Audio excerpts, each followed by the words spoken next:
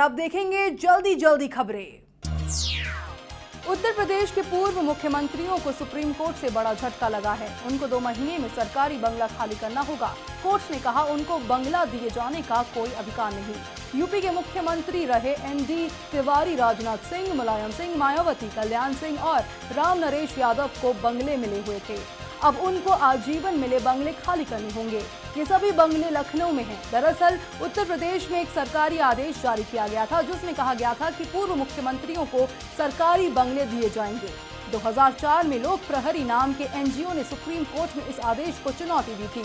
याचिका में कहा गया था कि ये आदेश रद्द किए जाएं और अगर इसे जारी रखा गया तो बाकी राज्यों में भी इसका असर पड़ेगा। सुप्रीम कोर्ट ने सुनवाई के बाद आदेश सुरक्षित रख लिया था और अब अपना आदेश सुनाया है। 3 दिन पहले दिल्ली के IGI एयरपोर्ट पर डीएमके सांसद को थप्पड़ जड़ने वाली राज्यसभा सांसद शशिकला पुष्पा को जयललिता ने AIADMK से बाहर कर दिया। पार्टी महासचिव जयललिता ने कहा कि शशिकला को AIADMK की छवि खराब करने के चलते पार्टी से निकाला गया। शशिकला पुष्पा पर आरोप है कि उन्होंने शुक्रवार को DMK के सांसद तिरुचि शिवा को सरेआम 4 थप्पड़ मार दिए थे। बताया जा रहा है कि DMK सांसद ने तमिलनाडु की CM जयललिता के खिलाफ कुछ कमेंट किया था, जिसके बाद शशिकला ने उन्हें थप्पड़ जड़ दिया। सोमवार को शशिकला ने ये मुद्दा राज्यसभा में भी उठाया। उन्होंने कहा, मेरी जान को खतरा है, मुझे संवैधानिक पद से इस्तीफा देने के लिए मजबूर किया जा रहा है, लेकिन मैं इस्तीफा नहीं दूंगी। राज्यसभा में सोमवार को सऊदी अरब में भूख प्यास से बेहाल भारतीय कामगारों का मुद्दा भी उठाया गया। इस पर विदेश मंत्री सुषमा स्वराज ने कहा कि भारतीयों को लाने के लिए कल VK सिंह सऊदी अरब जा रहे हैं। उन्होंने बताया कि भारतीयों को लेकर नियमों में ढील देने के लिए सऊदी अरब के विदेश और श्रम मंत्रालय से भी बात की गई है। उन्होंने बताया कि वहां भारतीयों को खाना उपलब्ध कराया जा रहा है। इससे पहले राज्यसभा में रक्षा मंत्री मनोहर पर्रिकर के आमिर खान पर दिए गए बयान को लेकर हंगामा हुआ। पर्रिकर ने कहा कि सदन के सदस्यों को पहले वीडियो देखना चाहिए और उसके बाद वे इसे कुछ तय करें। कांग्रेसी सांसद गुलाम नबी आजाद ने कहा कि पर्रिकर का बयान देश के अल्पसंख्यकों के लिए धमकी से कम नहीं है। मायावती ने इस मामले पर सदन में PM मोदी के बयान की अपील की। बार बार परमाणु अप्रसार संधि की दुहाई देने वाले चीन ने खुद ही इसका उल्लंघन किया है। चीन ने 2010 में NPT रिव्यू कॉन्फ्रेंस में रखे प्रस्ताव का उल्लंघन करते हुए पाकिस्तान को न्यूक्लियर रिएक्टर्स उपलब्ध कराए हैं। एक ताजा रिपोर्ट से ये खुलासा हुआ कि चीन ने NPT का उल्लंघन किया है। आर्म्स कंट्रोल एसोसिएशन रिपोर्ट के मुताबिक पाकिस्तान अंतर्राष्ट्रीय परमाणु ऊर्जा एजेंसी के मानकों के तहत नहीं आता, इसलिए उसे परमाणु रिएक्टर्स देना NPT के नियमों का साफ तौर पर उल्लंघन है। ये याद रखना जरूरी है कि चीन ने NPT का हवाला देकर ही NSG में शामिल होने का भारत का रास्ता रोका था। चीन ने कहा, गैर NPT देश को NSG में शामिल करने से परमाणु अप्रसार के प्रयासों को धक्का पहुंचेगा। बुलंदशहर में मां बेटी के साथ हुई गैंगरेप और लूट की घटना पर प्रशासन ने कड़ा फैसला करते हुए बुलंदशहर के SSP सहित 7 अफसरों को निलंबित कर दिया है।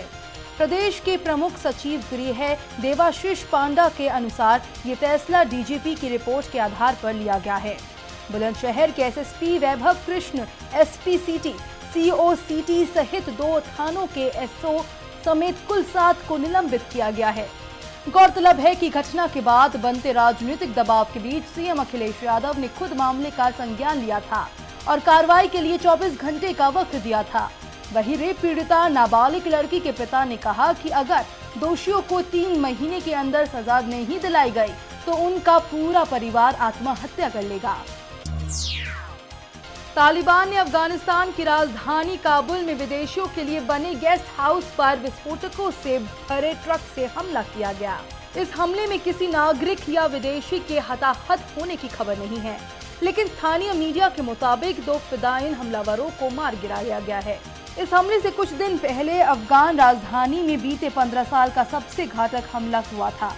सुबह हुए विस्फोट की आवाज पूरे शहर में सुनी थी। एक सिक्योरिटी ऑफिसर ने बताया, विस्फोटकों से भरे एक ट्रक ने नॉर्थ गेट हाउस के प्रवेश द्वार पर हमला किया गया। नॉर्थ गेट उत्तर काबुल में अमेरिका द्वारा संचालित बकराम एयरबेस के पास स्थित है और यहां विदेशी कॉन्ट्रैक्टर रहते हैं।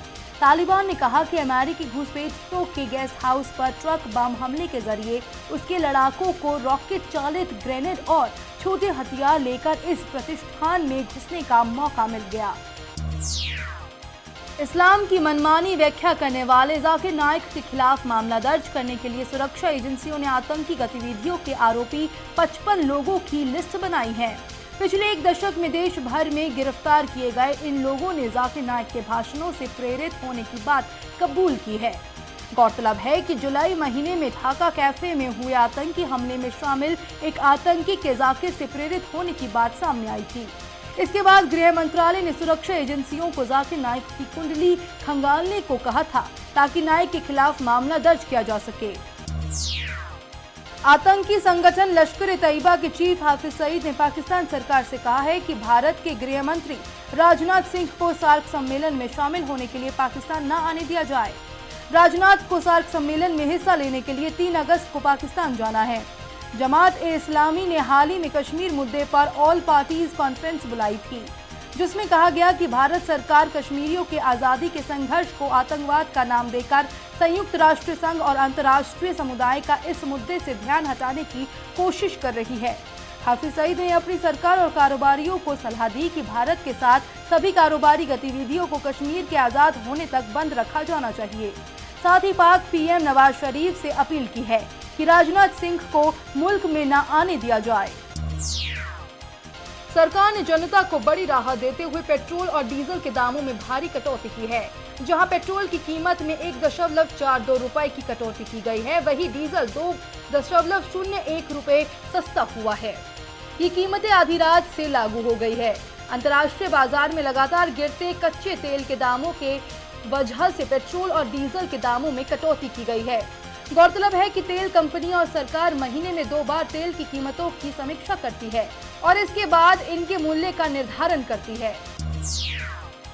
9,000 करोड़ रुपए के लोन धोखाधड़ी के आरोपी विजय माल्या की 700 करोड़ रुपए से अधिक की संपत्ति अगले माह नीलाम की जाएगी। इसमें दिवालिया हो चुकी किंगफिशर एयरलाइंस के सोफे से लेकर माल्या का निजी विमान तक शामिल है। एयरपोर्ट के पास स्थित एयरलाइंस के मुख्यालय किंगफिशर हाउस के फर्नीचर, कार, महंगे सोफे, यहाँ तक कि एक बाथरोब की भी नीलामी की जाएगी।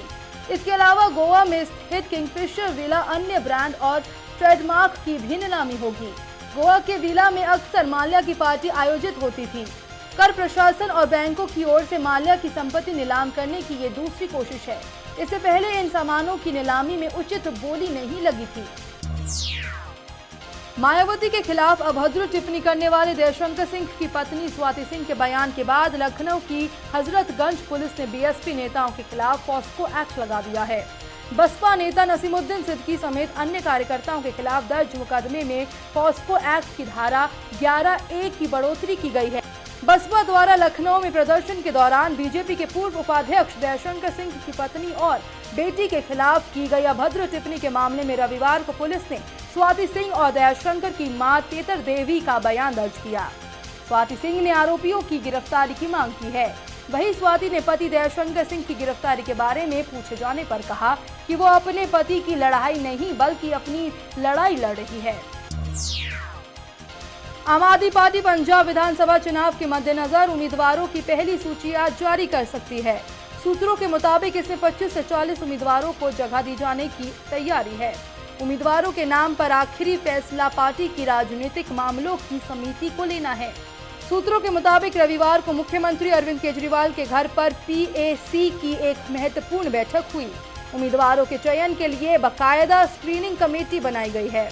हाल ही में आम आदमी पार्टी की पंजाब टीम ने लगभग 40 उम्मीदवारों की एक लिस्ट PAC को भेजी थी। उम्मीदवारों के चयन में हर सीट पर 4 से 5 नामों को शामिल किया गया है, जिसमें पार्टी की ओर से इन सभी नामों की सघन छानबीन की गई है। वरिष्ठ वकील और आम आदमी पार्टी के संस्थापक सदस्य रहे शांति भूषण ने दिल्ली के सीएम केजरीवाल पर निशाना साधते हुए कहा कि उनका दिमाग खराब हो गया है। वे दिन रात नरेंद्र मोदी को गाली देते रहते हैं। हाल ही में केजरीवाल द्वारा पीएम मोदी को लेकर दिए गए बयान पर शांति भूषण ने कहा कि केजरीवाल का मोदी पर हत्या कराने वाला बयान मनीष सिसोदिया का आइडिया था। केजरीवाल के पूर्व साथी ने कहा कि वे केजरीवाल को ठीक से नहीं पहचान पाए। उसने आम आदमी पार्टी को सिंगल मैन पार्टी बना दिया है। केजरीवाल के पास मोदी को गाली देने का ही काम रह गया है। उत्तराखंड के 6 जिलों में अगले 24 घंटे भारी बारिश का अलर्ट जारी किया गया है। मौसम विभाग के मुताबिक अन्य हिस्सों में भी हल्की से मध्यम बारिश हो सकती है। देहरादून सहित प्रदेश में कई हिस्सों में रविवार को अच्छी बारिश हुई। राजधानी के आधे हिस्से में दिन में करीब 10 मिली बारिश के बाद शाम को पूरे शहर में बारिश होने से मौसम ठंडा हो गया। मौसम विभाग के निदेशक विक्रम सिंह ने बताया कि नैनीताल, अल्मोड़ा, उधम सिंह नगर, पौड़ी, देहरादून और हरिद्वार में सोमवार की सुबह से आगामी 24 घंटे भारी बारिश का अलर्ट जारी किया गया है।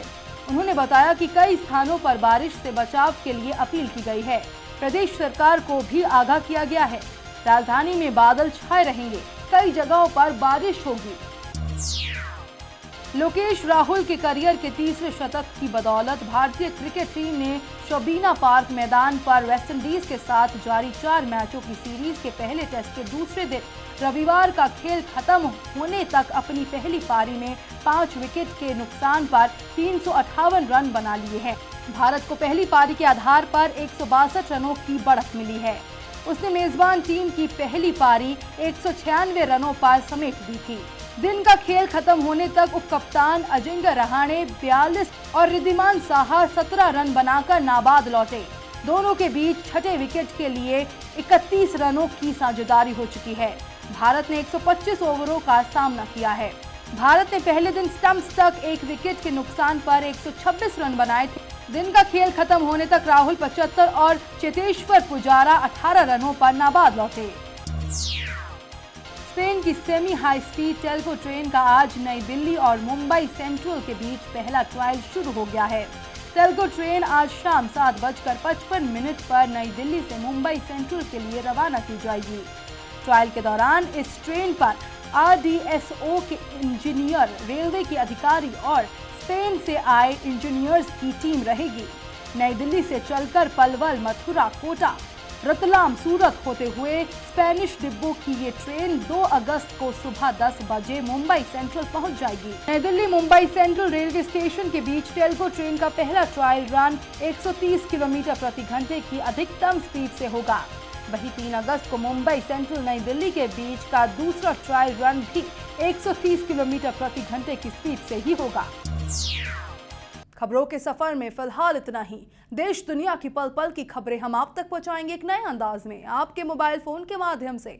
तो आप जुड़े रहिए मेट्रो टीवी से। नमस्कार।